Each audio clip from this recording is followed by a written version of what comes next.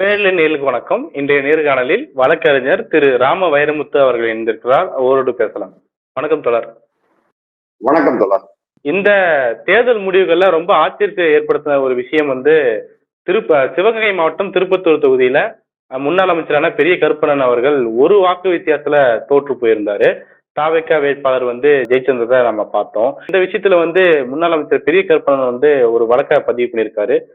தபால் ஓட்டு ஒண்ணு மிஸ் ஆகி திருப்பத்தூர் தொகுதிக்கு போயிருக்குது. அதை நீங்க ரீகவுண்ட் பண்ணணும் அப்படிங்கிற வகையான விஷயத்த குறிப்பிட்டு மனு தாக்கல் செஞ்சிருக்கிறாரு. அதுல நேற்று இடைக்கால உத்தரவும் பிறப்பிச்சிருக்காங்க. திருப்பத்தூர் தொகுதியில ஜெயிச்ச தாவேக்கா வேட்பாளர் சட்டமன்றத்துல நம்பிக்கை வாக்கெடுப்புல கலந்துக்க கூடாது, அவருக்கு தடை விதிக்கிறோம் அப்படின்னு சொல்லி உத்தரவிட்டிருக்காங்க. இந்த வழக்கு விவரத்தை எப்படி பாக்குறீங்க? வாதங்கள் எப்படி போச்சுன்னு பாக்குறீங்க தொடர்?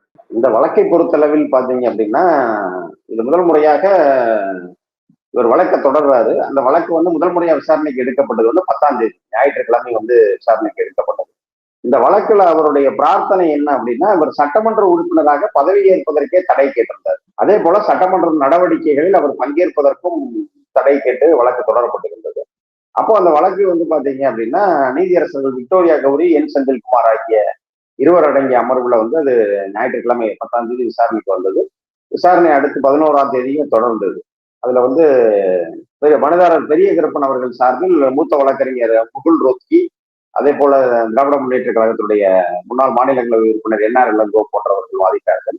அதே போல இந்த வழக்குல 6 எதிர் மனுதாரர்கள் சேர்க்கப்பட்டிருந்தார். ஒண்ணு பாத்தீங்க அப்படின்னா, தலைமை தேர்தல் ஆணையம் புதுடெல்லியில, அதே போல தலைமை தேர்தல் அதிகாரி தமிழ்நாட்டில், அதே போன்று மாவட்ட தேர்தல் அலுவலர் சிவகங்கை மாவட்டத்தோட ஒட்டுமொத்த தேர்தல் அலுவலர், அதே போல தேர்தல் நடத்தும் அலுவலராக சிவகங்கை மாவட்டம் திருப்பத்தூர்ல இருக்கவர், அதே போல திருப்பத்தூர் மாவட்டம் திருப்பத்தூர்ல இருக்கவர் தேர்தல் நடத்தும் அலுவலர், இறுதியாக 6வது எதிர் மனுதாரர் யாருன்னா அந்த தொகுதியில் வெற்றி பெற்ற தாவேக்கா வேட்பாளர் சீனிவாச சேதுபதி. இவர்கள் 6 பேரையும் எதிர் மனுதாரர்ல கொண்டு அந்த வழக்கு தாக்கல் செய்யப்பட்டது. வழக்கு ஞாயிற்றுக்கிழமை 10ஆம் தேதி விசாரணைக்கு எடுக்கப்பட்ட போது இந்த வாதங்கள் வைக்கப்பட்டன. என்ன அப்படின்னா, இதில் சிவகங்கை மாவட்டம் திருப்பத்தூர் தொகுதியை சேர்ந்த வாக்குச்சீட்டு அஞ்சல் வாக்குச்சீட்டு அது எங்க போகுதுன்னா, தவறுதலாக திருப்பத்தூர் மாவட்டம் திருப்பத்தூர் தொகுதிக்கு போகுது. சிவகங்கை மாவட்டம் திருப்பத்தூர் தமிழ்நாட்டினுடைய சட்டமன்ற தொகுதி எண் 185. திருப்பத்தூர் மாவட்ட திருப்பத்தூர் சட்டமன்ற தொகுதி எண் 50. அப்போ 185ஆம் தொகுதிக்கான வாக்குச்சீட்டு தவறுதலாக 50வது எண்ணக்கூடிய அந்த சட்டமன்ற தொகுதிக்கு போகுது. அங்கு அது என்ன பண்ணுவாங்கன்னா, ஆட்டோமேட்டிக்கா பார்க்கும்போது அது வித்தியாசமா இருந்த உடனே அந்த வேட்பாளர்கள் பெயர் இது வித்தியாசமா இருக்கும்போது அது என்னன்னா, அங்க செல்லாத வாக்காக அது மாற்றப்பட்டு விட்டது. அப்போ இப்படி இது இவர்களுக்கு எப்ப தெரியுதுன்னா, தவறுதலாகத்தான் இது தெரிய வருகிறது. அப்ப தெரிய வந்த உடனே 4ஆம் தேதி வாக்கு எண்ணிக்கை, 5ஆம் தேதி ஒரு மின்னஞ்சல் அனுப்பப்படுகிறது. அதை எல்லாமே என்ஆர் இளங்கோ தன்னுடைய வாதத்துல முகுல் ரோத்கி என்ஆர் இளங்கோ முன்வைக்கிறார். இப்படி நாங்க ஒரு இமெயில் அனுப்பிச்சிருக்கோம். அப்ப அதுக்கு ஃபாலோ அப் இமெயில் மே 8ஆம் தேதி ஒரு இமெயில் அனுப்பியிருக்கோம். பட் அதுல தேர்தல் ஆணையம் அதுக்கு எந்த நடவடிக்கை எடுக்கல அப்படின்னு சொல்லி சொல்றாங்க. அடுத்து அதே போல பாத்தீங்கன்னா, தேர்தல் ஆணையம் சம்பந்தப்பட்ட அந்த முதல் 5 மனுதாரர் எதிர் மனுதாரர் அவர்கள் சார்பா பாத்தீங்க அப்படின்னா, அங்க வாதம் வைத்தது தருண் ராவ் அப்படிங்கிற ஒருத்தர் வாதம் வைக்கிறாரு, ராஜகோபால் இருவரும் வாதம் வைக்கிறாங்க. அதே போன்று 6வது எதிர் மனுதாரரான தாவேக்காவினுடைய சார்பில் வெற்றி பெற்றிருக்கக்கூடிய சீனிவாச சேதுபதிக்காக வாதத்தை முன்வைத்தவர் மூத்த வழக்கறிஞர் அபிஷேக் சிங்கி மற்றும் ராகவாச்சாரி. அவங்க வாதம் முன்வைக்கிறாங்க. அவங்க இப்படி கேட்க முடியாது அப்படிங்கிறது மாதிரி அவங்க எதிர்ப்பு தெரிவிக்கிறாங்க. தேர்தல் ஆணையம் முதல்ல இப்படி ஒரு இது எங்களுக்கு வரல, பிளஸ் இது நீங்க தேர்தல் ஆணையத்தை தான் முதல்ல அணுகி இருக்கணும் அப்படின்றாங்க. இல்ல அவங்க இமெயில் அனுப்பிட்டோம் அப்படிங்கிறதுக்கான விவரங்களை என்ஆர் இளங்கோ முன்வைக்கிறார். அப்போ இதுல எல்லாம் வழக்கில் விசாரணை நடந்த போது வழக்கு நேற்றைய தினம், அதாவது மே 11ஆம் தேதிக்கு மீண்டும் ஒத்துவைக்கப்பட்டது. மே 11ஆம் தேதியும் வாதங்கள் தொடர்ந்த பிறகு தீர்ப்பு தேதி குறிப்பிடப்படாமல் தீர்ப்பு நேற்று ஒத்தி வைக்கப்பட்டது.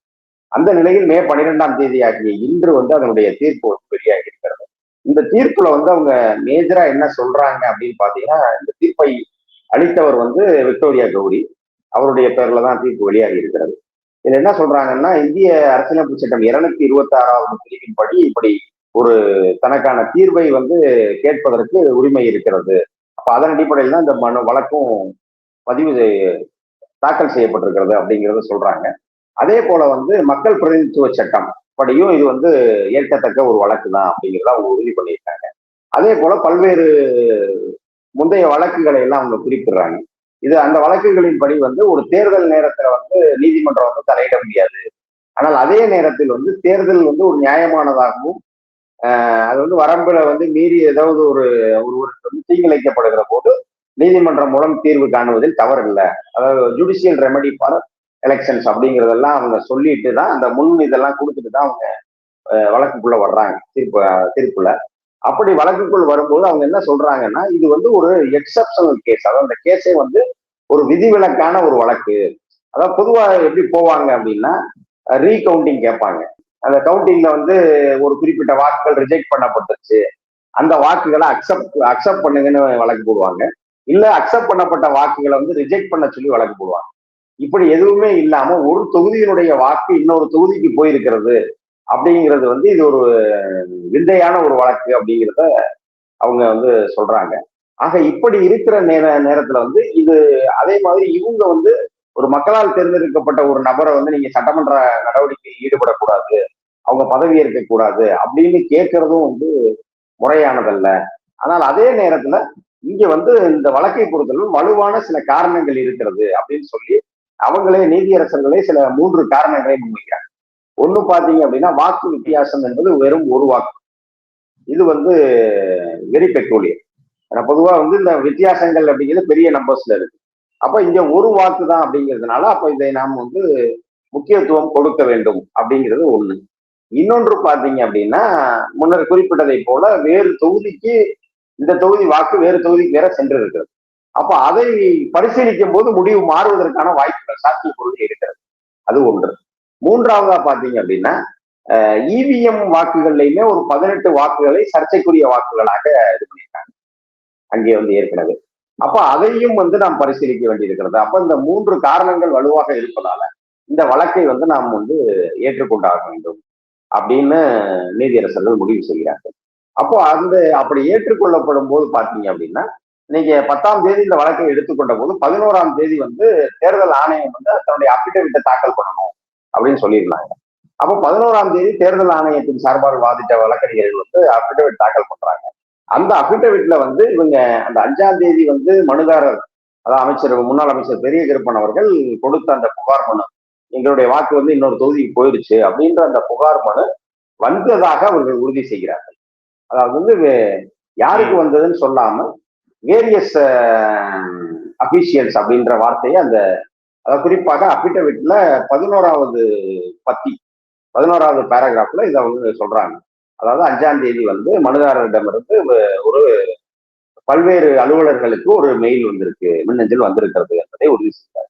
அதே போல மே 8ஆம் தேதி வந்து R5 அதாவது 5வது எதிர்மனுதார், அது யாருன்னா திருப்பத்தூர் மாவட்டம் திருப்பத்தூர் சட்டமன்ற தொகுதியினுடைய தேர்தல் நடத்தும் அலுவலர், அவருக்கு வந்து 8ஆம் தேதி மறுபடியும் ஒரு இமெயில் வந்திருக்கு அப்படிங்கிறது அவர்களுடைய அபிடவிட்லேயே வந்து உறுதி செய்யப்பட்டிருக்கு.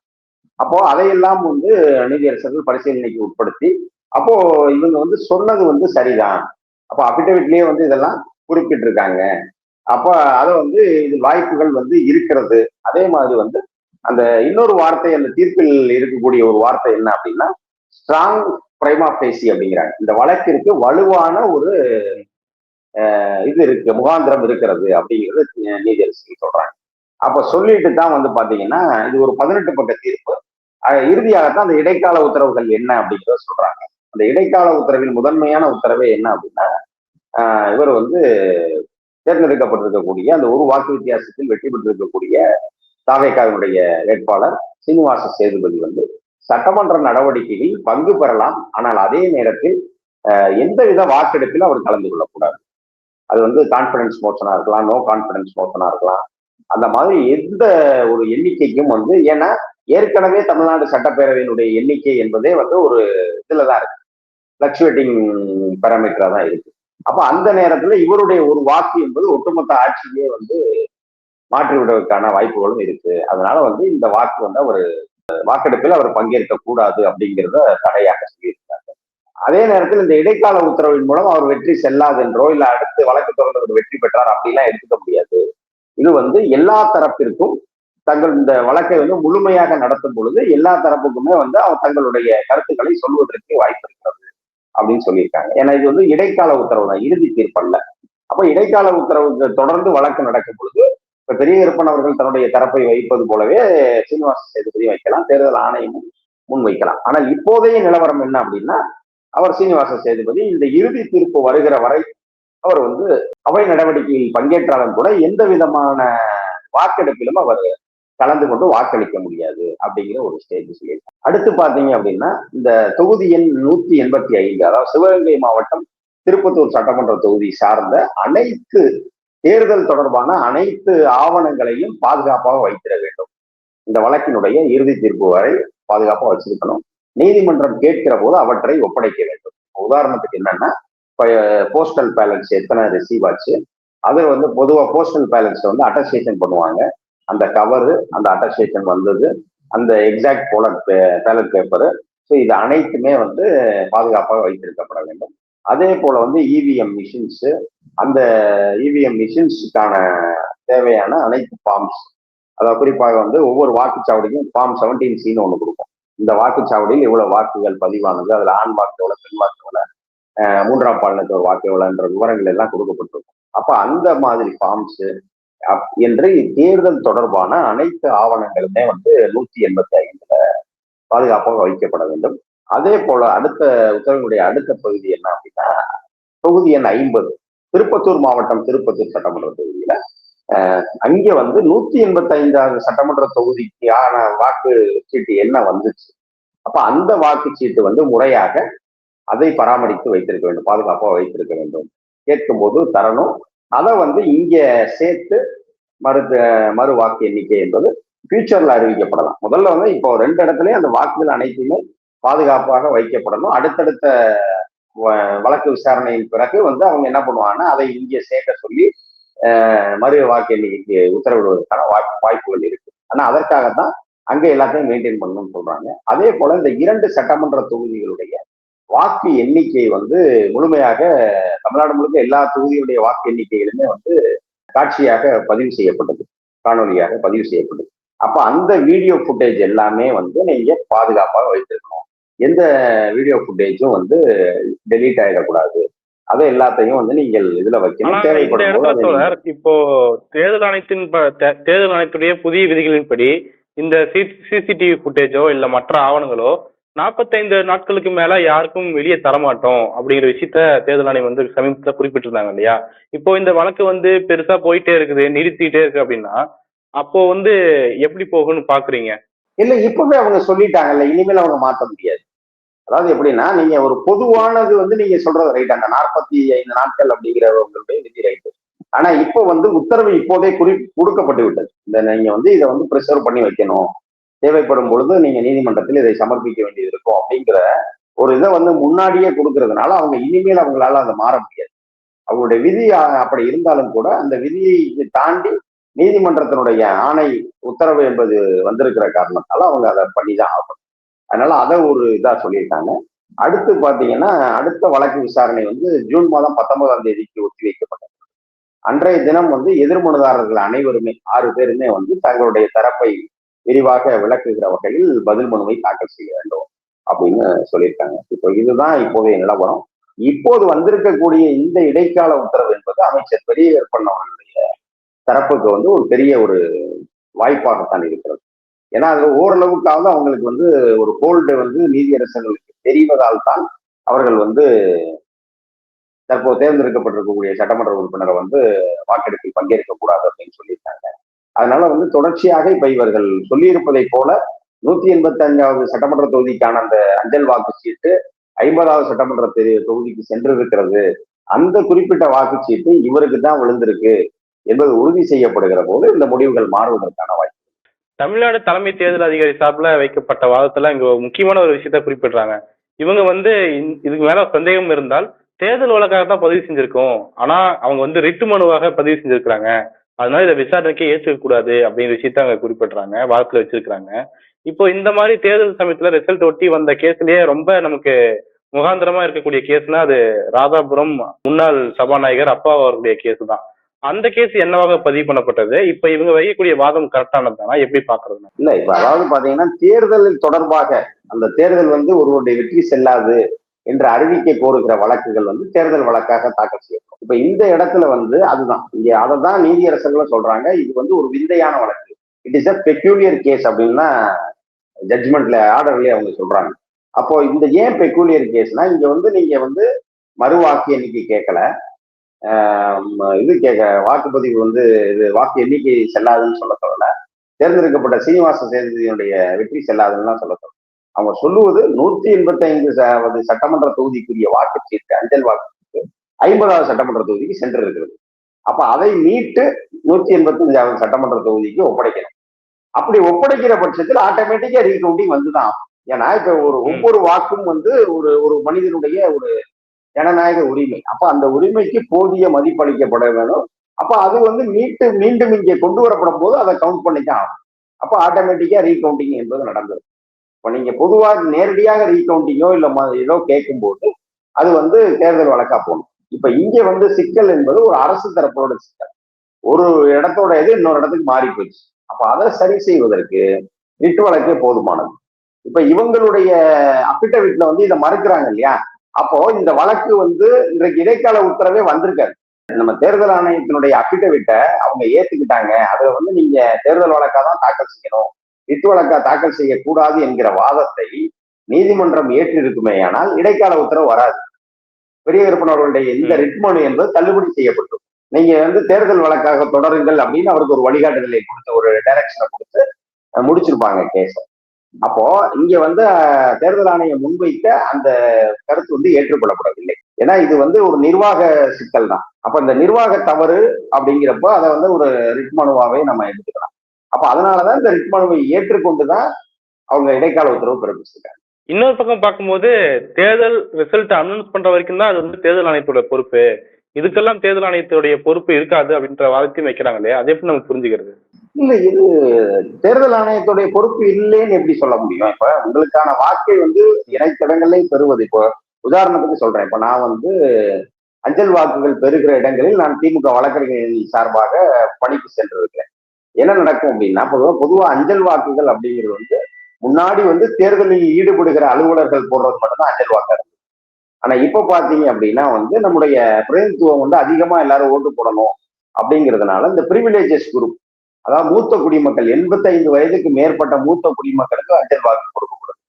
அதே போன்று பாத்தீங்கன்னா மாற்றுத்திறனாளிகளுக்கு அஞ்சல் வாக்கு கொடுக்கப்படும். அது போக தான் தேர்தல் பணியில் ஈடுபட்டு இருக்கக்கூடிய அரசு அலுவலர்களுக்கு அஞ்சல் வாக்கு கொடுக்கப்படும். அது எப்படி இப்ப நீங்க 85 வாக்குக்கு வயதுக்கு மேலானவர்களும் மாற்றுத்திறனாளிகளுக்கான வாக்குகளை என்ன பண்ணுவாங்கன்னா அவர்களுடைய இல்லங்களுக்கே சென்று ஒரு டீம் போட்டுருவாங்க. இப்ப அந்த டீம் போய் அந்த வீடுகளுக்கு சென்று வாங்குவாங்க. அதை அரசியல் கட்சிகளுடைய பிரதிநிதிகள் போய் அதை நேர்மையான முறையில் தான் அது நடக்குதா அப்படிங்கிறத உறுதிப்படுத்துவாங்க. போகலாம். இப்ப நானே எங்களுடைய பகுதியில மதுரை மேற்கு சட்டமன்ற தொகுதியில ஒரு குறிப்பிட்ட பகுதிக்கு நான் வழக்கறிஞர் அணியினுடைய பொறுப்பாளராக இருந்து அந்த அஞ்சல் வாக்குகளை மூத்த குடிமக்களுக்கும் மாற்றுத்திறனாளிக்கும் பதிவு செய்யும் போது நான் உடன் இருந்திருக்கேன். அது நீங்க பண்ணுவாங்க. இப்போ அடுத்து பாத்தீங்கன்னா இந்த அஞ்சல் அலுவலர் அஞ்சல் வாக்குகளில் அரசு அலுவலர்கள் தேர்தல் பணியில் இருக்கக்கூடிய அரசு அலுவலர்கள்ல பாத்தீங்கன்னா 2 குரூப் இருக்காங்க. ஒண்ணு பாத்தீங்க அப்படின்னா அன்றைய தினம் தேர்தல் பணிக்கு செல்கிறவர்கள் ஒவ்வொரு வாக்குச்சாவடியிலையும் 5 பேர் இருப்பாங்க அலுவலர், அவங்க இருப்பாங்க. அதே மாதிரி அந்த பறக்கும் படை ரவுண்ட்ஸ்ல இருக்கவங்க அதுக்கு மேல போற கேட்டகரியெல்லாம் இருப்பாங்க. அப்ப இவர்களுக்கெல்லாம் என்ன நடக்கும்னா அந்த தேர்தல் பயிற்சி கொடுக்கப்படும் ஒரு நாளைக்கு. அப்ப அந்த தேர்தல் பயிற்சி கொடுக்கப்படுகிற நாளில் அந்த மாவட்டம் சார்ந்த அனைத்து வாக்குப்பெட்டி சட்டமன்ற தொகுதிக்கு ஒரு வாக்குப்பெட்டி அங்க வச்சுக்குவாங்க. இப்ப இன்றைக்கு நாள் முழுவதும் நடந்தது. இப்ப மதுரையில ஒரு குறிப்பிட்ட பள்ளியில் நடைபெற்ற அந்த தேர்தல் பயிற்சி வகுப்புக்கு நாங்க திமுக வழக்கறிஞர் அணி சார்பாக சென்றிருந்தோம். அப்போ எல்லா அலுவலர்களுக்கும் அந்த பேலட் பேப்பர் கொடுத்துருவாங்க. அப்ப அதே சட்டமன்ற தொகுதியில் சேர்ந்தவர்கள் அங்கேதான் பணிக்கு போறாங்கன்னா அவங்க அன்னைக்கு ஓட்டு போட மாட்டாங்க. அவங்க தான் சார்ந்து இருக்கிற அந்த பணிக்கு போறாங்க இல்லையா, அந்த வாக்குச்சாவடியிலேயே போய் அதுக்கு ஒரு தனி ஃபார்ம் இருக்கு. அந்த ஃபார்மை கொடுத்து அவங்க அங்கேயே தன்னுடைய வாக்கை பதிவு செய்யலாம். அதை இவிஎம்லயே போட்டுருவாங்க. எனக்கு என்னுடைய தொகுதி இல்லாம வேற தொகுதி கொடுக்குறாங்க. இப்ப நான் உதாரணத்துக்கு நான் ஒரு அரசு அலுவலர், மதுரை மேற்கு சட்டமன்ற தொகுதி எனக்கு. ஆனா எனக்கு உசிலம்பட்டியில எனக்கு தேர்தல் பணி கொடுத்துருக்காங்கன்னா அப்ப நான் போய் அங்கே ஓட்டு போட முடியாது. அப்போ உசிலம்பட்டிக்கான பேலட் பேப்பரை எனக்கு இதுலயே கொடுத்துருவாங்க. அதை வச்சுட்டு நான் என்ன பண்ணுவேன்னா அந்த தேர்தல் பயிற்சி நடைபெறுகிற அந்த நாள்ல அங்கே வைக்கப்பட்டிருக்கிற பெட்டியில போய் நான் உசிலம்பட்டி பெட்டியில போட்டுருவேன். இது அனைத்தையும் வந்து ஒவ்வொரு இதே மாதிரி தேர்தல் பயிற்சி எங்கெல்லாம் நடக்குதோ அங்க எல்லாத்தையுமே கொண்டு போயிடுவாங்க. கொண்டு போயிட்டு அது மீண்டும் உறுதி செய்யப்பட்டு அந்த ஒரு இவங்களுக்கு அந்த ஸ்ட்ராங் ரூம்னு சொல்லப்படக்கூடிய அந்த இதுக்கு வாக்கு எண்ணிக்கை வாக்குகள் பத்திரமாக வைக்கப்படுகிற அந்த இடத்துக்கு வந்து இந்த அஞ்சல் வாக்குகளை கொண்டு போவாங்க. அப்போ இப்படி நடக்கிற ஒரு பணி. அதே போல வந்து காவல்துறைக்கு என்ன பண்ணுவாங்கன்னா அவங்களுடைய இந்த ஆயுதப்படை மைதானத்தில் இதே மாதிரி ஒரு நாள் வாக்குப்பதிவு நடக்கும். இப்ப அங்க வந்து யாரெல்லாம் வந்து இதுக்கு போறாங்களோ அவங்களுக்கு வந்து இப்போ அந்த இடத்துல போய் அந்த பாக்ஸ் எல்லாம் வச்சிருவாங்க.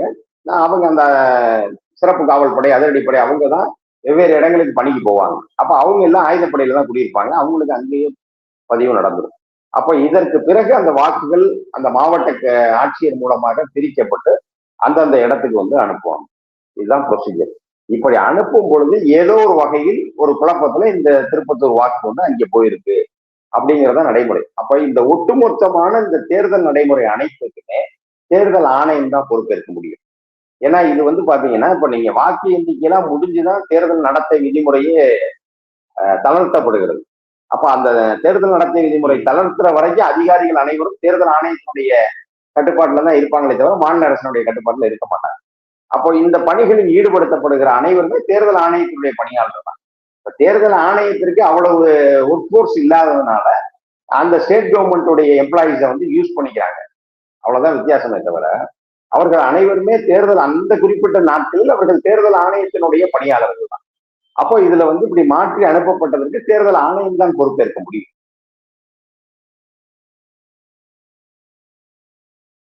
நிறைய முக்கியமான விஷயங்களை பகிர்ந்துருக்கீங்க தோழர். உங்களுடைய நேரத்துக்கும் கருத்துக்கும் மிக்க நன்றி தோழர். வாய்ப்புக்கு நன்றி, வணக்கம்.